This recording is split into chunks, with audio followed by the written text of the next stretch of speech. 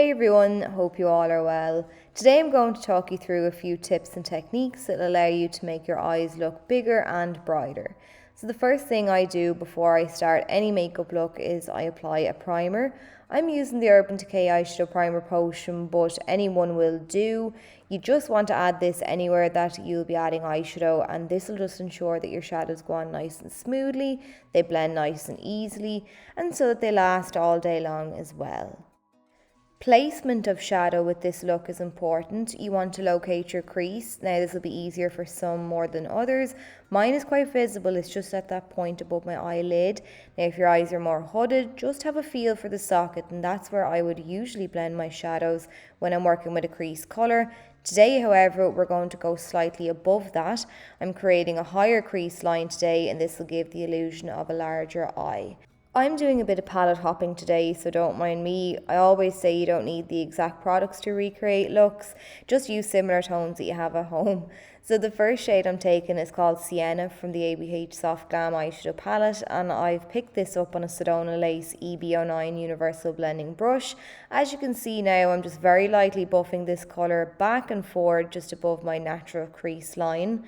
Now Sienna is a nice warm reddish brown shadow that has a matte finish to it, and I was torn between using this or Rustic from the palette.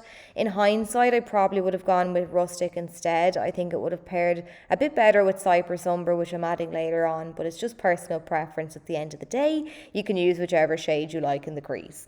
So I'm really just taking my time now with this shade, making my way very gradually across the crease, and I'm also bringing it in further than I usually would. So when I get to the inner part of the eye, I'm usually blending it into the deepest part of the crease, nearly towards the tear duct, but this time I'm bringing it almost towards the nose. So everything that I'm doing is all adding to the illusion.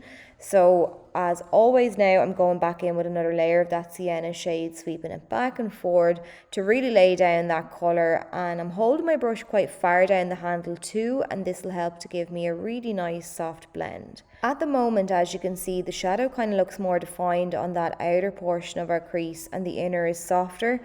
That's usually the case because that's where I've placed down my shadow first and blended from that point. So what I'm doing now is taking a smaller, dense brush. This is a Royal & Langnickel pencil brush. I'm looking down into a mirror to help expose that crease area, and then I'm running this shadow back and forward in the crease. So because this brush is small and dense, unlike the blending brush, which is more fluffy in appearance, you're going to get a more intense colour payoff with this kind of a brush. So once I've got that shadow down there, I'm then going back in with the Sedona Lace EB09 brush, and I'm using this to fade out the edges. I'm moving to my Too Faced Chocolate Gold eyeshadow palette now and using the shade Rollin' in Dough, which is a matte creamy beige shade, and I'm using a Sigma pencil brush to pat this down onto the lid. And I'm using a brush that's naturally smaller than a flat C-shaped brush, but I'm doing this because when it comes to that crease area, the pencil brush is tapered to a point, so I can use that to really sharpen up that new crease line without going through all the hassle of cutting the crease with a concealer, etc.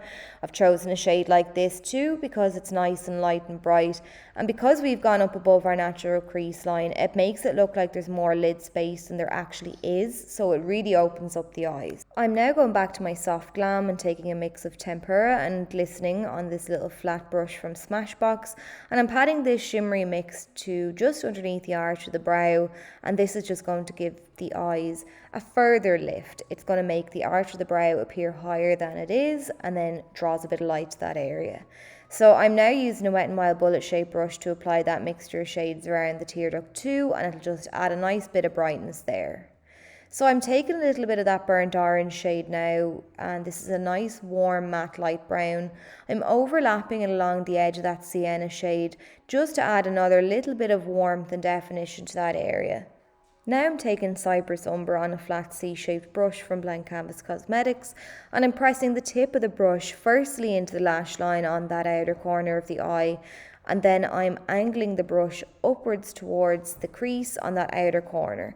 I just want to pull everything together. I didn't want a gap on that outer edge, and as well, in applying the shadows in this way, it just helps to elongate the eyes. So once I've laid down the groundwork with that flat C-shaped brush, I'm going in again now with that pencil brush just to reapply and go over those edges and just to help smoke everything out. I'm going for a smoky liner look, so I'm just pulling that shadow from the lash line up to the crease line and out towards the tail of the brow. And with this brush, I stop towards the halfway point of the eye, so just right in the centre of that lash line. And then I'm going to take an angled brush. This one here is from Sigma, and I'm just pressing a little bit more of that Cypress Umber shade along the lash line, so starting from that centre point and making my way across the eye right into that inner corner.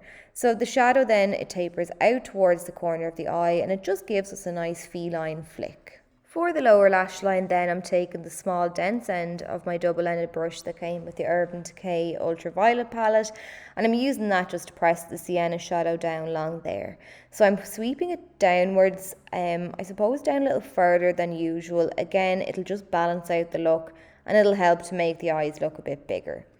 So now I'm using this creamy nude pencil from NARS. It's one of their high pigment long wear eyeliners in the shade Rue Bonaparte. And adding a colour like this to the waterline is just going to give the illusion the waterline is nearly like a continuation of the eyeball itself. So adding a light shade here really does just open up the eyes as opposed to a dark shade which would just close them off. So I did want the waterline to be a little less of a creamy colour. So I'm adding that Roland Doe shade straight over the top of it with that Smashbox brush. And not only will this alter the colour slightly, but it'll also set the liner in place, making it last all day long too. So I added a pair of the Kiss Ritzy lashes. These are just a rediscovery of mine at the moment and I can't get enough of them. I like the way they're tapered on the outer edge, so it just complements that wing shape on the outer edge further, giving the eyes a bit of a lift. So once I've those lashes pinned down, then I'm using the Lancome Lashy Doll mascara and making sure to really coat from root to tip, pulling downwards again to make the eyes look nice and open, if you will. And then I'm not forgetting to coat my own lashes then and blend them in with the false ones. But then that's it. So I hope you enjoyed the tutorial. I hope you picked up a few new tips and tricks. If you did, please do let me know. And I'll catch you all in a video really soon.